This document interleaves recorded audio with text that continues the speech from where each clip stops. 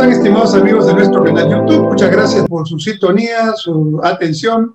Hoy día tenemos en la sección de entrevistas a un conocido nuestro, ya lo hemos tenido de entrevistado de lujo. Andy Rivas es un consultor político que ya no puedo decir que es de un solo país de América Latina, es un consultor político latinoamericano, muy prestigiado en los Estados Unidos, y hoy día queremos hablar con él sobre lo que significa la victoria de Biden, la derrota de Trump y estos 2 primeros meses de gestión de Biden. Andy, ¿cómo estás? Muchas gracias por volverte a tener. ¿Qué tal ustedes, Enrique? Un gusto en saludarte y a todos los que sé que te siguen en tu página que crece día a día. Pues gracias por estar con nosotros. ¿Qué pasó? No hablemos del 6 de enero, sino hablemos de los resultados electorales. No es poco la cantidad de votos que sacó Trump, ¿no? Realmente Estados Unidos se dividió en 2, pero ¿qué es lo que pasó? Bueno, ambos candidatos con récord de votación histórica en base a los perfiles partidarios. Un país que ha demostrado que está dividido en 2, está dividido fuertemente en cuestiones muy marcadas ideológicas y en cuestiones muy marcadas en materia de gobernabilidad. Trump con un discurso extremo, y no hablo de extremista, hablo de extremo, es decir, muy contundente, muy duro, muy enfocado en políticas públicas muy específicas que le interesan a su votante duro. Y sobre todo Biden, una candidatura mucho más laxa, mucho más suave, mucho más dedicada a un Estados Unidos multicultural, multirracial, donde se demostró que casi 1 de cada 3 votantes de estas últimas elecciones fueron directamente descendientes de latinos o directamente descendientes de afroamericanos. Es decir, hay que hacer un análisis concreto de que el votante de los Estados Unidos hoy tiene serias influencias latinas y afroamericanas. Hoy a la mañana hablaba con un especialista norteamericano y decían que para el 2040 la mayoría de votantes va a ser latina. Es decir, hay una perspectiva que Estados Unidos en unos 20 años tenga una total predominancia de descendencia latina en su estructura electoral y obviamente eso va a tener una incidencia en su estructura de gobierno.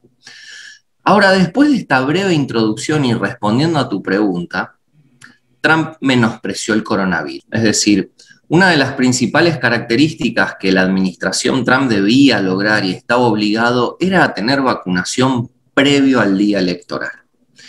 Eso interrumpió de manera directa en la campaña. Podemos desglosar otro tipo de análisis, pero a mi consideración, Trump era una fuerza electoral de contundencia que no logró llegar a tiempo con la pandemia. El proceso electoral superó las capacidades en tiempo de la administración Trump. Es decir, el no tener vacuna del coronavirus modificó las decisiones del electorado. O sea, si no hubiéramos tenido este tema, la parte económica no estaba mal, en Estados Unidos me refiero, y probablemente hubiera tenido, digamos, un envión importante, aun cuando la votación demócrata también hubiera sido importante, más bien le hubiera dado, digamos, un porcentaje de votos que seguramente no lo habría hecho perder algunos estados que él daba por seguros que los iba a ganar, ¿no? Estados del centro, que son normalmente estados que en la anterior votación votaron por él, ¿no? Totalmente, y además hay un hecho central a entender en este proceso electoral, que es Trump abrió demasiados frentes de batalla internos y externos. Es decir, Trump enfrentó en el liderazgo interno del Partido Republicano a familias muy tradicionales, con un voto duro, con un voto histórico, con un voto convencido en ciertos estados, perteneciente a historias de ciertas familias republicanas, como puede ser en Georgia, que él desafió esa historia de esas familias, esos votos, y se pudo ver en la convención demócrata que muchas de esas familias o muchas de esas estructuras fuertes tradicionales de un partido republicano histórico salieron a pedir el voto por Joe Biden, algo que no es menor. Es decir, En Estados Unidos, igual que en América Latina, todavía los nombres, las tradiciones familiares y las representaciones en los estados de cierto núcleo de votos duros se siguen manteniendo en un entorno institucional o familiar o tradicional o barrial. Trump enfrentó muchos de esos históricos poderes de su propio partido y la sumatoria de estas pequeñas batallas o de estos pequeños errores en el proceso electoral hacen que él haya tenido una inferioridad de votos en torno a su contrincante, donde obviamente hubo ciertos líderes republicanos que pidieron no votar a Donald Trump. Entonces, es otra lección que los analistas políticos siempre tenemos en cuenta y le sugerimos a nuestros clientes o a nuestros asesorados, es de no abrir la mayor cantidad de batallas que uno pueda enfrentar. Es decir, seleccionar con quién te vas a pelear, por qué te vas a pelear, y no enfrentar a todo el mundo o a todos los escenarios a la vez. Y lo que quiero decir aquí es que Trump abrió frentes de batallas al interior de su partido republicano y también mantenía una batalla hacia el exterior, es decir, con su partido contrincante. Una lección aquí para aprender es, en un proceso electoral, si tienes intenciones de ganar y sumar la mayor cantidad de votos, no tenés que tener grietas, no tenés que tener fisuras, no tenés que tener separaciones o las menores posibles dentro de tu propio partido. Es decir, aquí otra conclusión que hay que tener muy en cuenta. No dividas más de lo que necesitas dividir. Y entonces, antes de entrar a Biden, de plano, ¿qué ves en el futuro? ¿Un Trump candidato del Partido Republicano dentro de 4 años o un Trump independiente con su propio movimiento de candidato?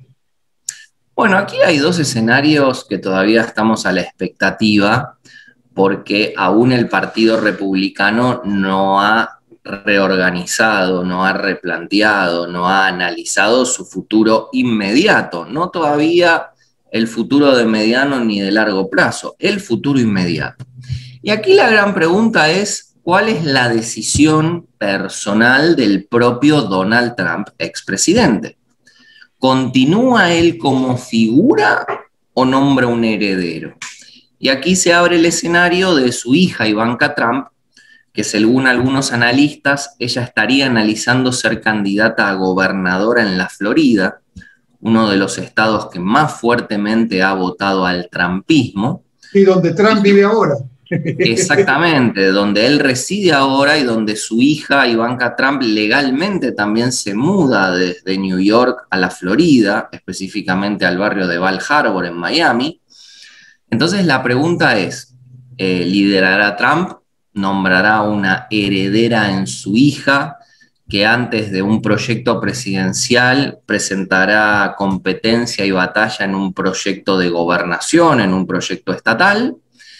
Y la pregunta más grande de todas, que hoy no hay ningún tipo de respuesta, pero hay que tenerla en un escenario muy bien identificada, es: ¿el trumpismo existe? ¿El trumpismo es muy fuerte? En el final de la campaña, el trumpismo consolidó su voto duro, llamado voto fanático, voto duro, voto concreto, identifiquemos un montón de nombres, que a él lo va a acompañar siempre. Y es un voto que él posee. Hay que ser racionales y hay que ser inteligentes y hay que ser analistas. El Partido Republicano, sin la participación interna del liderazgo de Trump, carecería hoy de un montón de votos para ganarle el día de mañana a un partido demócrata. Entonces aquí se enfrentan a dos decisiones: contener a Donald Trump adentro del partido o al trumpismo, quien lo herede, porque si él intenta una ruptura y la creación de un tercer partido, por más de que sea pequeño o inicial, va a ser lo suficientemente contundente para que el Partido Demócrata pueda obtener hipotéticamente el día de mañana una reelección. Seamos conscientes que a nivel local, los Estados Unidos han tenido un empate en materia de senadores, es decir, demuestra una muy buena performance del Partido Demócrata y del Partido Republicano. quien logre competir, muy hipotéticamente a futuro, por una nueva presidencia, tiene que considerar los pequeños detalles estatales y municipales para no cometer el error que pagó muy caro Donald Trump: dividir pequeños grupos más de lo necesario. Volvemos al mismo punto. Y aunque el ego de Trump me permite suponer que va a ser muy difícil que renuncie a ser candidato pudiendo serlo, sin embargo, imaginando esta hipótesis de su hija postulando, Ivanka, ¿no?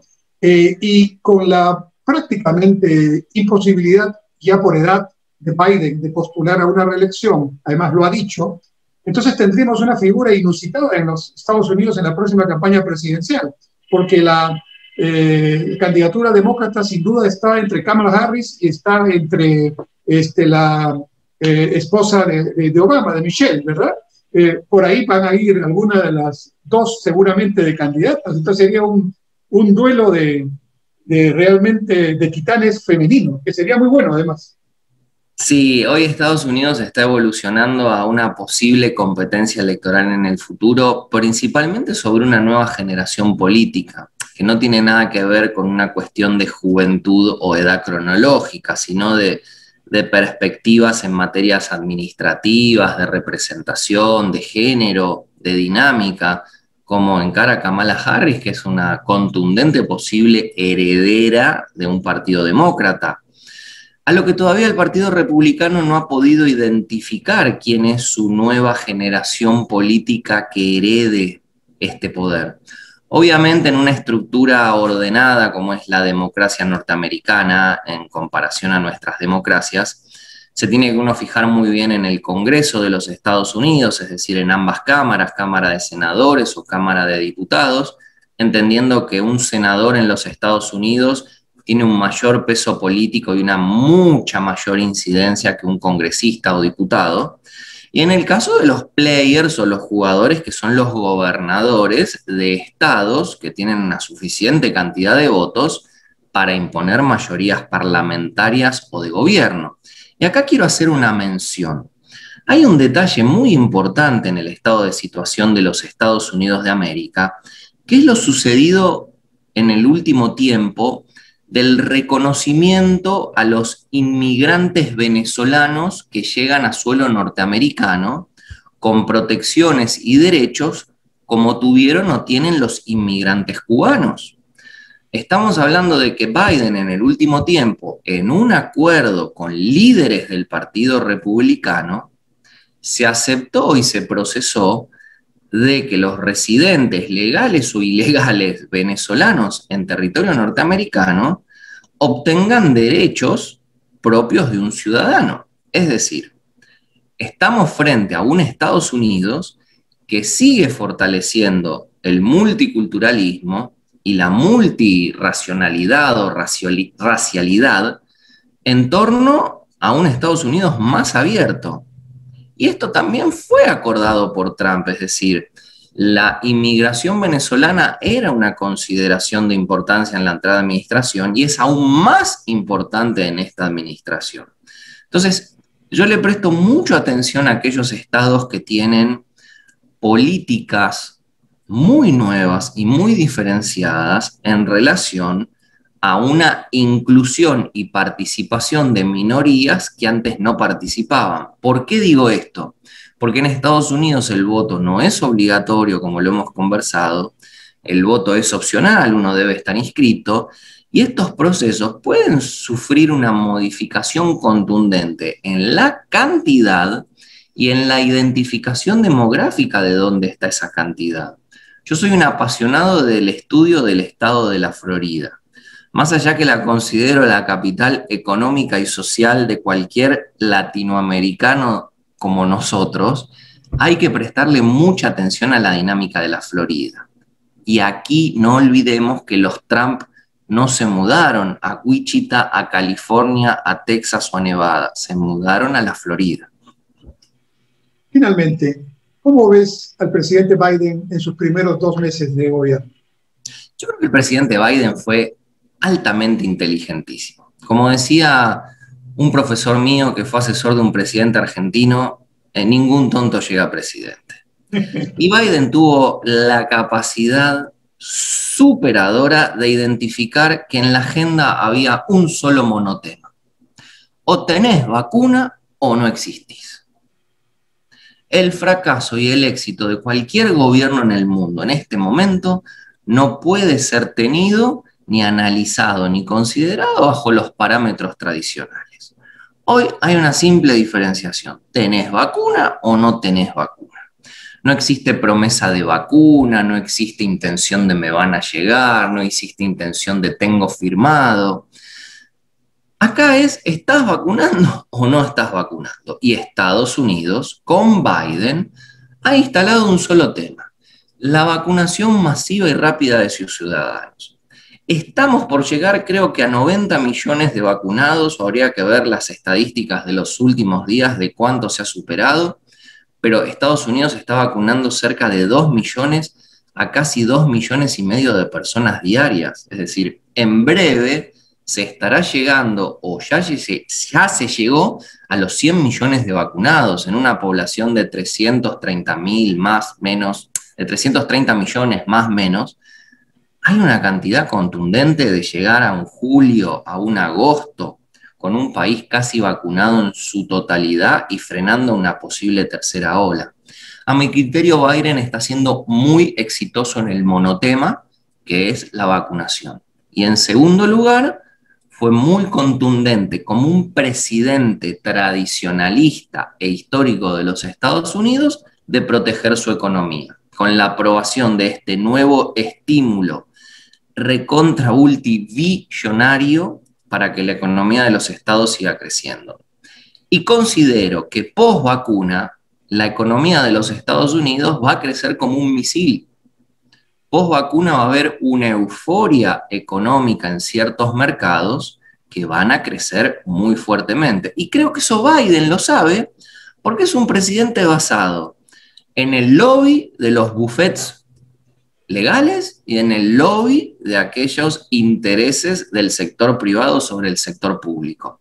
Creo que habrá un presidente muy proyectado, muy reconocido, que no habrá grandes sorpresas, liderará las banderas demócratas de protección a la inmigración, a las minorías, fortalecimiento de los sindicatos y protección y promoción de la economía interna de los Estados Unidos sobre cualquier cosa. Y creo que con un país en un proceso de vacunación rápido y contundente como está haciendo Estados Unidos, creo que Biden va a tener un primer año de gobierno con muy buenas perspectivas.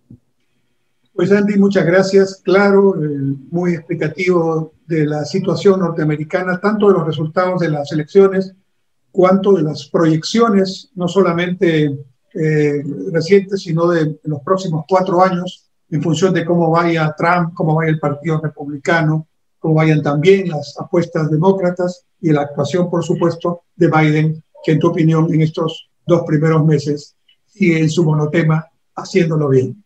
Yo espero tenerte en este canal en otra oportunidad, Andy. Te deseo mucho éxito. Cuídense mucho por allá. Y bueno, muchas gracias nuevamente. Enrique, mis mayores respetos a tu persona y a todos tus seguidores de este canal. Gracias a ti. Con ustedes, amigos, nos vemos en la próxima oportunidad en este su canal de YouTube.